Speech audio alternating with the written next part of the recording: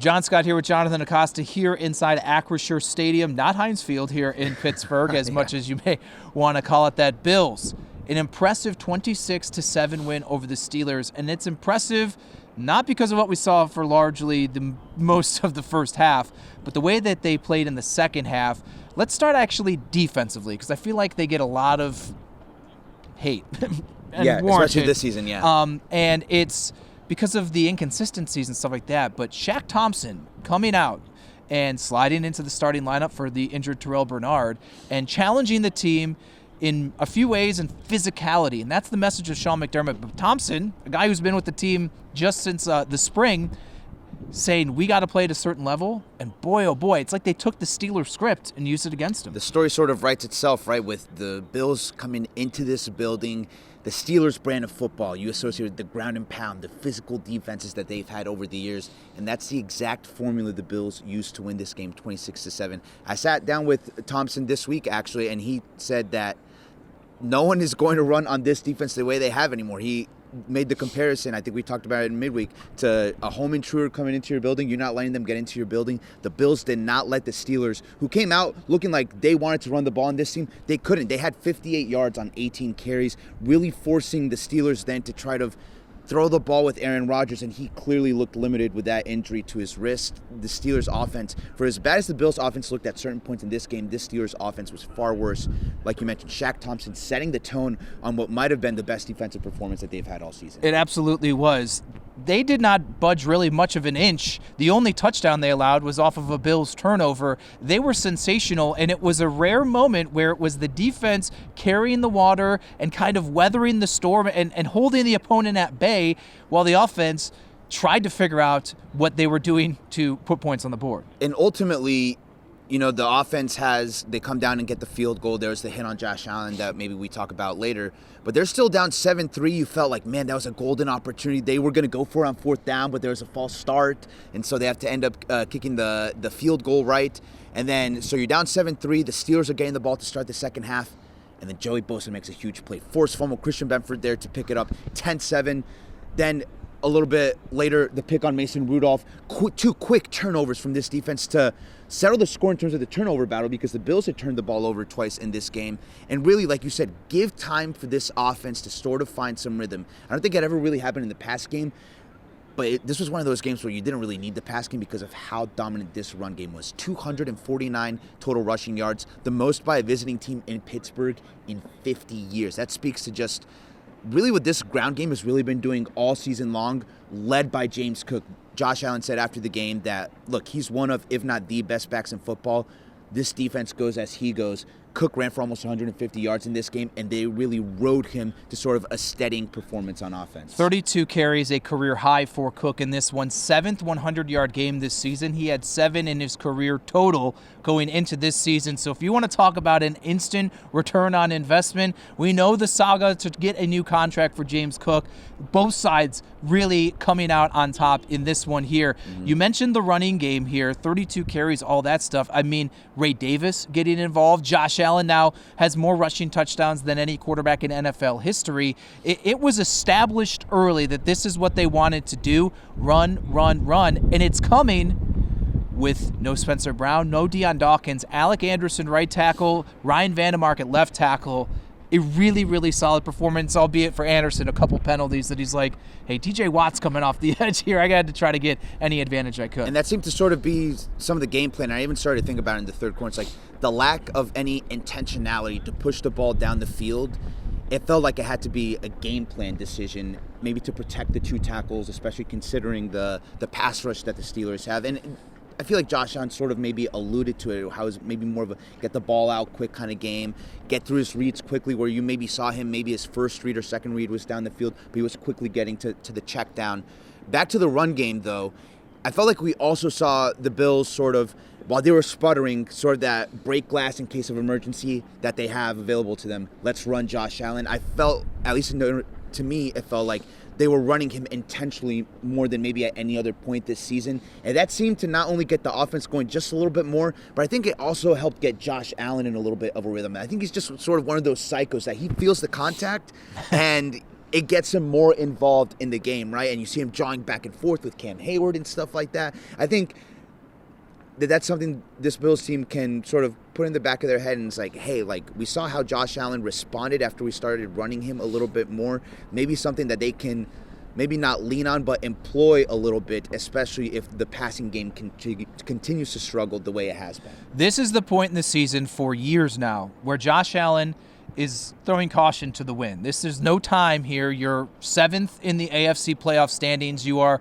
a game behind, or a game up on the Houston Texans, who won again, who you just lost to. There is no margin for error here just to simply make it to the dance here. Mm-hmm. And this is the point in the year when the MVP puts the cape on and does that. One of the times he breaks free and runs for a first down, he gets popped by Patrick Queen. Absolutely. It is unquestioned. Definitely a late hit. It was a late hit and deserved to be a penalty, especially when you look at some of the other soft late hit and personal foul penalties you see across the league. Yeah. It was not called, but the response from not just offensive players, but I think the defense, the team as a whole, and guys I heard from in the locker room afterwards, they said it kind of galvanized them. And yeah, that drive did not end in a touchdown. It ended in a field goal, and we go to the second half. But I think that there lit a fire and a spark under this team that defensively was already playing with a lot of fire and physicality. It's amazing how that not only can boost Josh, but it seemed to boost the whole team. And even Sean McDermott and Josh spoke to it that, yeah, it did seem to spark this team a little bit. And Sean McDermott said that this team was not going to come in here and get out-physicaled.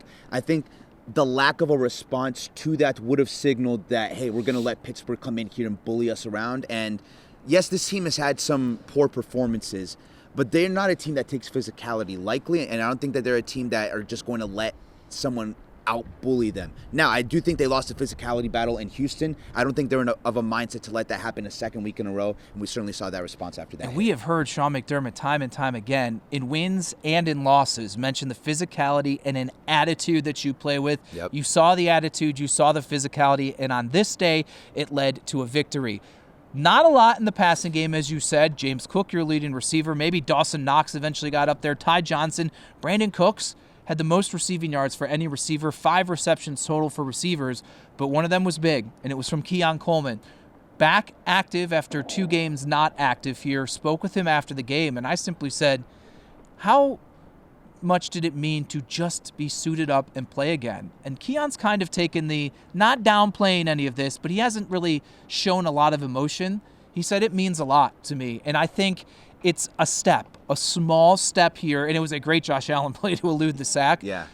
But it has to start somewhere, and maybe this can be just a little sliver, little stepping stone for Keon Coleman to at least be some part of this team moving forward. Well, and again, not just the suiting up aspect, but his one catch, the most significant catch by any wide receiver in this game, ends up being in that touchdown, right? Especially when you're a young player, I feel like it's those little moments that can really add up, either in a negative way or in a positive way, right? He's had the issues with missing a team meeting and stuff like that, being obviously being a healthy scratch for a game and then being a healthy scratch again. Those are the accumulation, maybe little negatives. Maybe for Keon, this can be the first little positive step. Outside of that, though, I'm not going to make too much of this pass game because they were without both starting tackles. Could it have been a game plan thing? Of course. On the flip side, though, I think you definitely still want to see more of this offense going forward, and specifically in the pass game. And it's hard to feel confident about that with what you're seeing in terms of, you know, how often can you throw it to Gabe Davis? Khalil Shakir will have a game like he had in Houston where it's a big game, and here he ends up with one catch, right? You have a starting, like, let's think of the wide receivers that were active in this game. You have Khalil Shakir. Okay, he's the guy that Josh Allen. And he had a tough drop, too. He had a tough drop on a play that could have been a touchdown, at least from the angle that I was shooting it.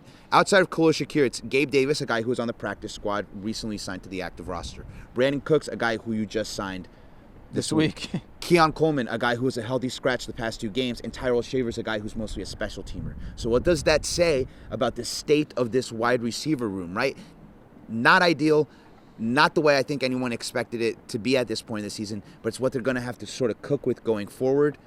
Does that make you all that confident in this pass game going forward? No, but the guy pulling the strings, Josh Allen, it's going to be on him to sort of elevate what this is. that a lot more possible to do when you have both starting tackles healthy. When the team puts 300-plus total yards and nearly 30 points up and they run for 249, all you're going to hear when you ask Joe Brady maybe on Monday or Sean McDermott or Josh Allen is, well, look at what we did. It worked. We didn't need to do that. The problem was in this game in particular, largely, when they actually needed to throw the football, the plays were not being made for a variety of reasons. I don't know all of the answers. I'm not looking at film, but just from the eye test in the press box view from the field, they needed it from Khalil Shakir. They needed it from Gabe Davis. They needed it from Keon Coleman on a slant, and they're just not getting it from the wide receivers. We'll see if maybe as the weeks go by, Brandon Cooks gets more comfortable. Can he provide any sort of a spark? They didn't need it today, but as we always say, when we have these conversations, win or lose after games, it's forward thinking here. And I know they just have to get to the dance at this point in time, and that's the main goal. But I think once they get in, the door is open, but they're going to need the passing game to be some sort of an effective tool when called upon. I think the Bills are who they are at this point.